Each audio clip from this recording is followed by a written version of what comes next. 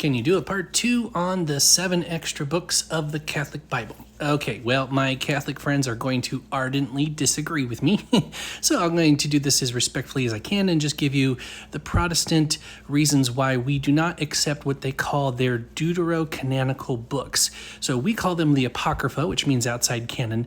They call them Deuterocanonical, which means second canon, an additional canon. And canon just means the prescribed list.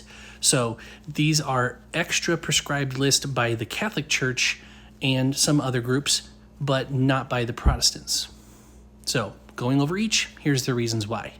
So first off, there's many things that contradict the rest of the Bible, and that is one of the criteria used when assembling the 66 books of the Bible before the Apocrypha was added.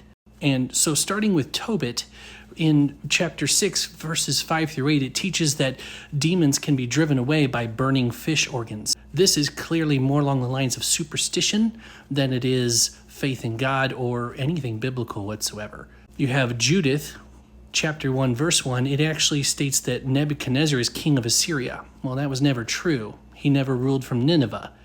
This contradicts the biblical and historical records that he was king of Babylon.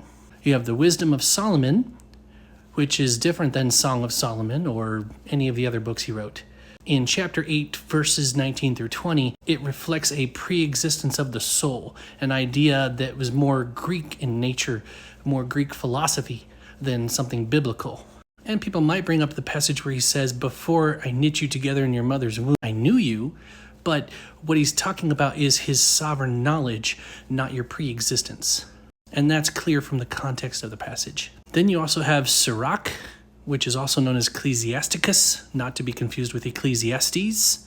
And in chapter 3, verse 30, it teaches that almsgiving or giving money to the poor, that atones for sin.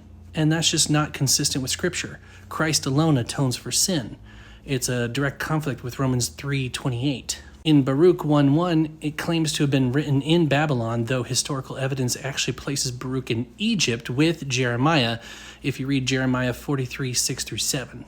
Then you have a couple historical books. You have 1st and 2nd Maccabees. Now, 1st Maccabees is not too bad. The main issue is that there's no divine authorship that's mentioned, but so are some other books, true, like Esther does not claim to have been written by God or a prophet.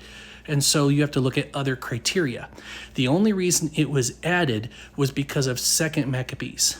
2nd Maccabees actually gives an excuse for praying for the dead, which of course is against what Protestants would believe it to be true or even possible. So the other criteria that we would be looking at that would discount both of these is the fact that the Jews never considered it scripture. 1st and 2nd Maccabees was around for a very long time, and they never considered it scripture. Then along comes the Catholic Church and says it's scripture. Well, most Protestant critics of Catholicism believe it's because they wanted to justify, their practice of indulgences, praying the dead into heaven. So from a Protestant perspective, that's why.